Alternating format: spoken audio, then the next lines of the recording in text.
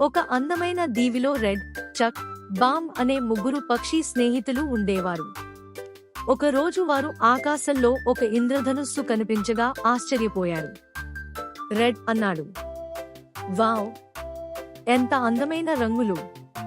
మన దీవిలో కూడా రంగుల పండుగ చేసుకుందామా? చక్ ఉత్సాహంగా, అవును, నేను పసుపు రంగు తీసుకొస్తాను అని మెరుపు వేగంతో పరుగెత్తాడు. బామ్ నవ్వుతూ, నేను నీలం, ఆకుపచ్చ రంగులు తెస్తాను అన్నాడు.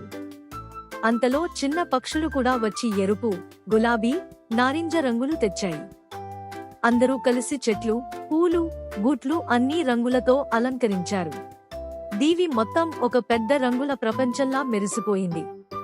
అప్పుడు రెడ్ చెప్పాడు, స్నేహితులారా, మనం కలిసి చేస్తే ఏ పని అయినా ఇంకా అందంగా మారుతుంది.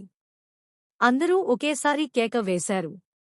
స్నేహమే మా పెద్ద రంగు. నీతి: కలిసి పని చేస్తే ఆనందం రెట్టింపు అవుతుంది.